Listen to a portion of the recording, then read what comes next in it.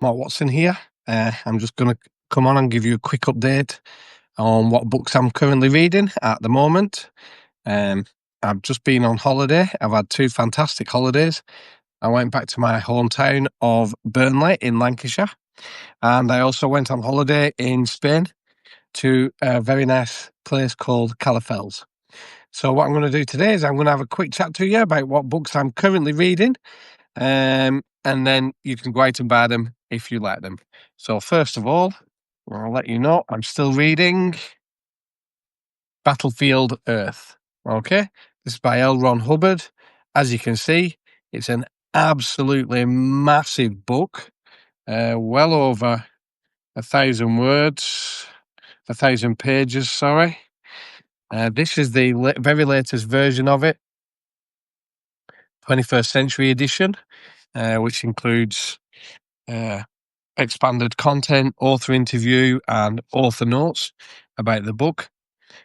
Thrill to L. Ron Hubbard's epic science fiction adventure. Battlefield Earth is a swashbuckling science fiction saga of adventure, daring, and courage. When man is an endangered species and the future survival of what's left of the human race is at stake.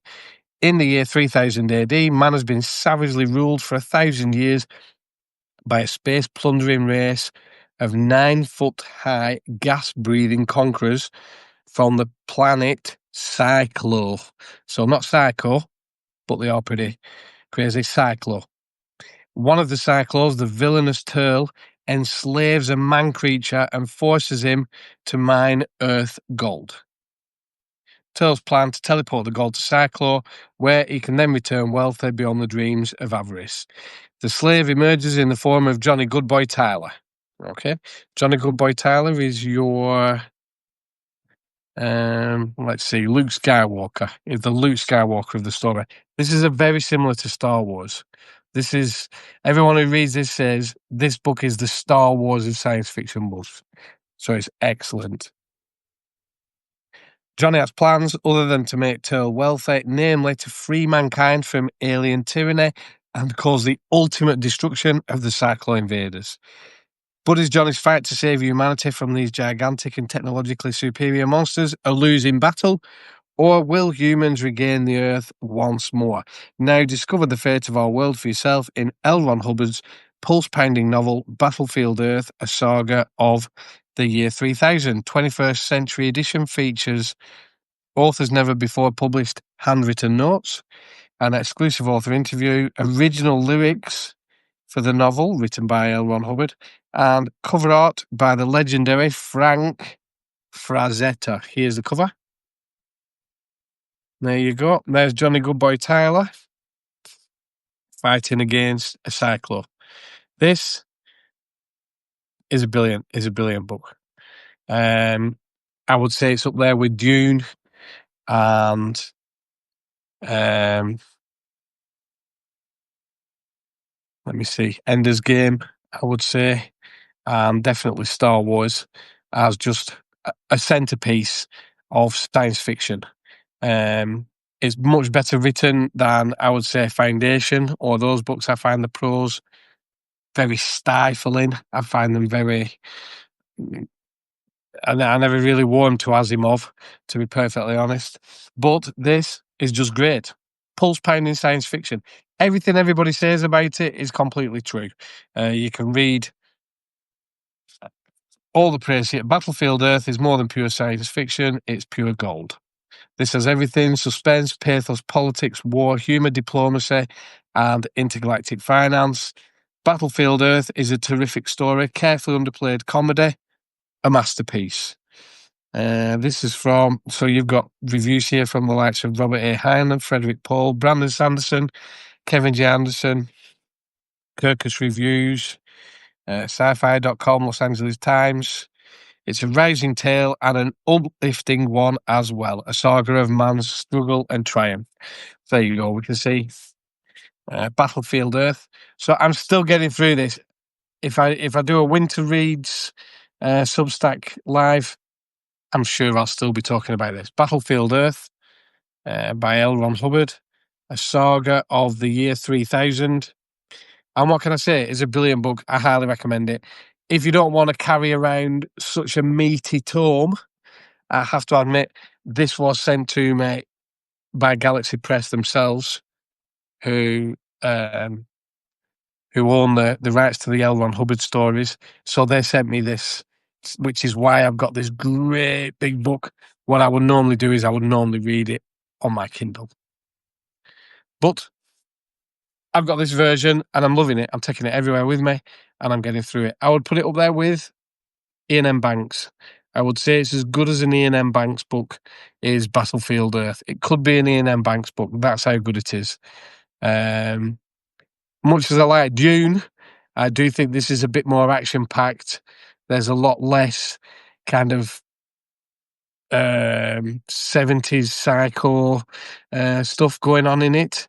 It is more like just a rollicking good science fiction story. That's all I can say about it.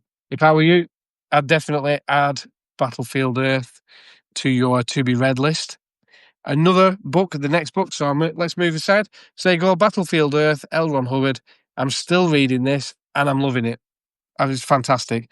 It's the first science fiction book I ever read that I really loved when I was a kid. And I'm not the first author to say this. A lot of authors say they picked this up because of the cover when they were kids and they discovered an extremely readable book, a very, very good book. There you go, Battlefield Earth. That's the first one. Okay, the next book I'm reading is Mist over Pendle. Okay. It says here, the witches are amongst us. Okay, Mist over Pendle. Now, I've just got back from being near Pendle Hill on holiday.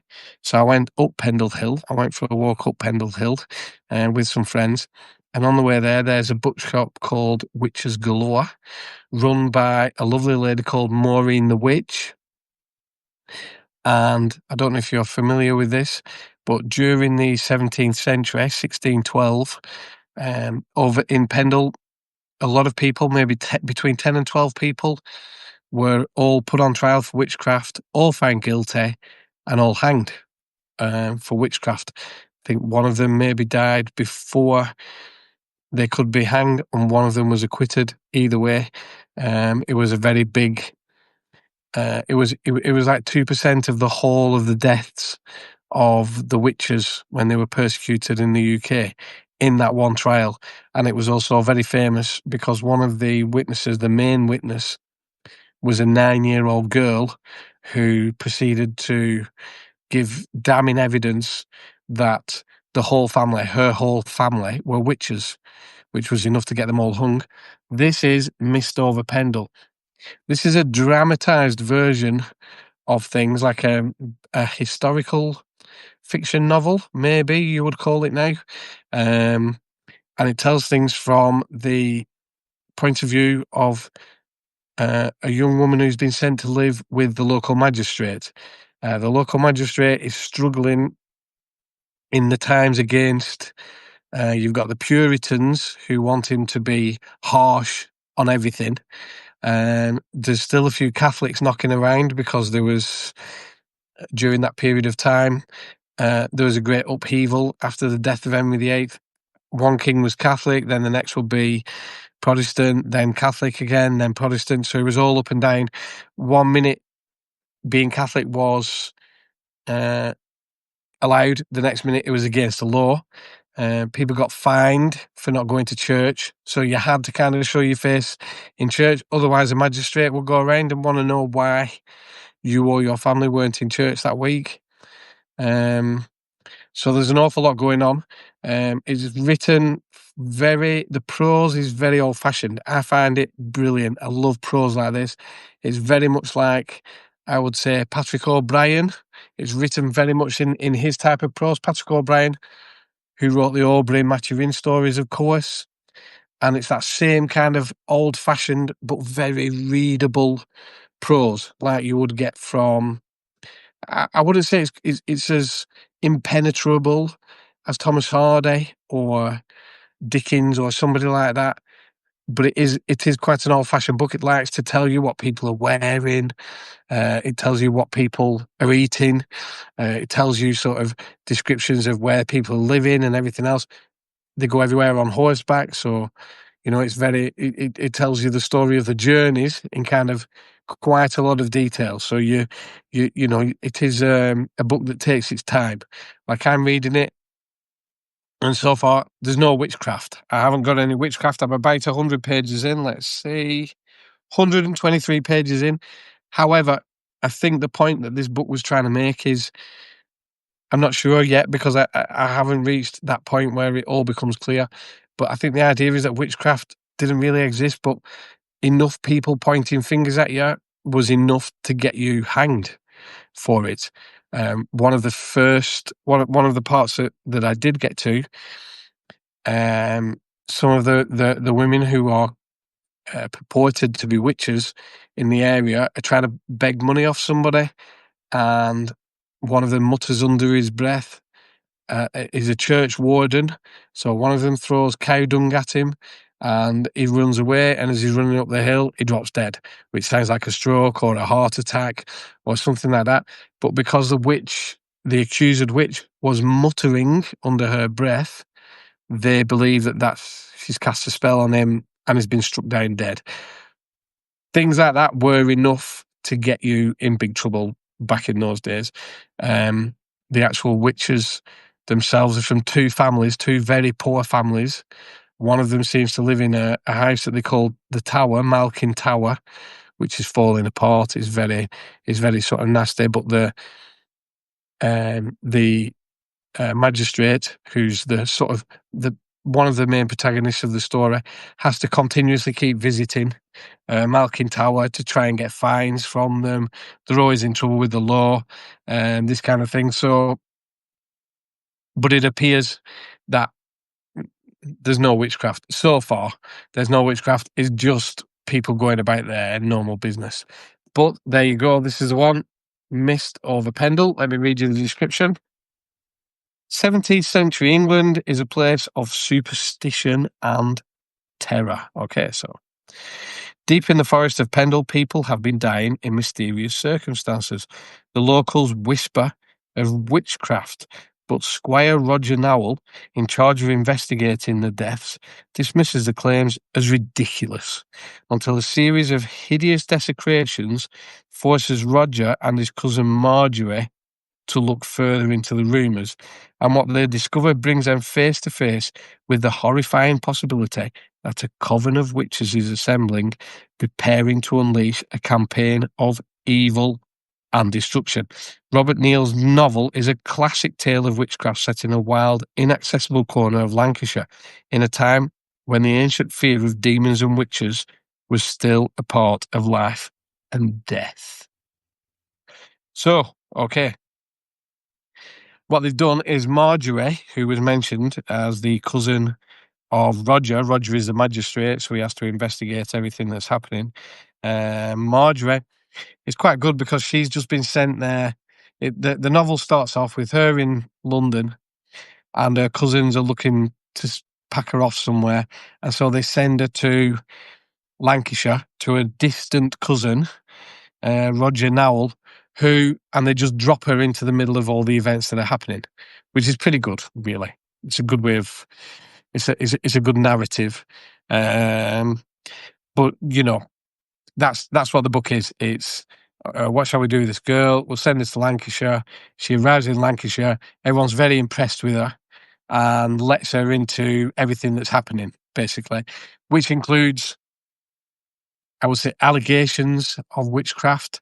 It says here, the horrifying possibility that a coven of witches is assembling, preparing to unleash a campaign of evil and destruction. Okay, so I haven't quite got that far. Where I'm up to, so there we go. I would say I'm about a third in, and so far, they're investigating. They're investigating the things that they think are going on, but a lot of it is he said, she said, which I think is one of the points that the book is trying to make, that if everyone gangs up on you in those days and said witch, and there was the tiniest bit of supporting sort of evidence for that, then you're in very deep trouble and you could possibly be killed for it. So there you go. That's the second book I'm reading, Mist over Pendle. The Witches Are Amongst Us. Okay? And this copy cost me $9.99, and I got it in Witches Galore on Pendle Hill. So on my way up Pendle Hill, I stopped in and I got this book because it is the classic. If you're going to read any book about the Pendle Witches, if you like witches, if you like supernatural things, if you've had enough of reading slasher novels or things like that and you want to read something different, so historical fiction, here it is, Mist over Pendle. So I would say historical fiction in the guise of, but readable. I can't stress that enough. The prose goes along very nicely.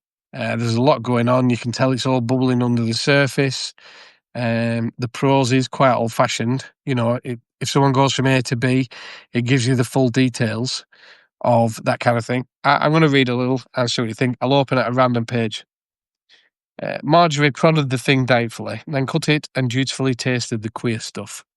Roger watched with amusement, but later, when the tarts and cheesecakes had come and gone, he took her back to the parlour and poured wine for her. Then, taking from the ingle shelf a thick brown book, he handed it to her without comment. She opened it and found it to be called a herbal, being a book that told curious things of curious plants. And while Roger busied himself further at the ingle shelf, she turned to its title page and learned that it had been written by one John Gerard a dozen years before, and on this page beside his name there was a portrait engraved of this Master Gerard holding out a plant that had flowers above and these potato things below. Okay, that's the first time Marjorie's ever had a potato. That's quite good. All of the thing, it has the feeling, this book, that it was written a long time ago, and you get a window into that world. It mentions everything as being very, very matter of factly, like it's the first time Marjorie had ever tried a potato. Roger explains where they come from, so yeah, you get a lot of stuff here. Let's read. Let's find another part. The door creaked open, and a sobbing, whimpering girl was thrust in and left to sprawl painfully on the mud floor. Richard Baldwin followed, and Marjorie scanned his hard face shrewdly. It was as she had expected.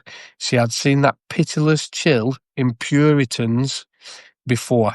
Roger's quiet questioning went on. Alison faded into near silence, and Marjorie began to lose interest. Then suddenly her attention moved to the child at her side. She had seemed to be asleep and had certainly taken no interest in what had gone on, but now she was sitting up, neither sleepy nor nervous. Okay, so there you go. Mist over Pendle. I'll try and find some praise for it.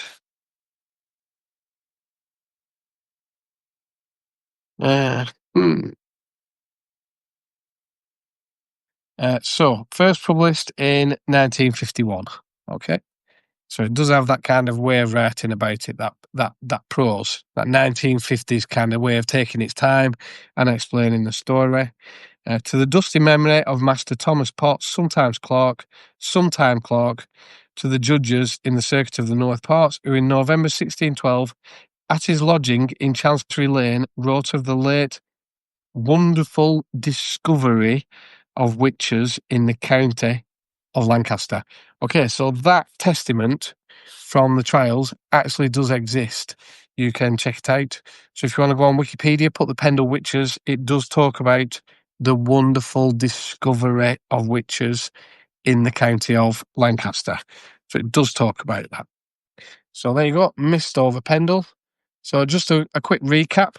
So I'm reading two books. The Witches Are Among Us, Mist over Pendle by Robert Neal. I'm just going to very quickly check if you can get a copy of that on Amazon. Let's have a look. Amazon.com, Mist over Pendle. Yep, there you go. Mist over Pendle, 4.4 stars, 877, and the Kindle version is $12.72 on Amazon.com. Okay, the timeless gothic classic based on the real life Lancashire witch trials. So there we go. Those are the two books I'm reading currently.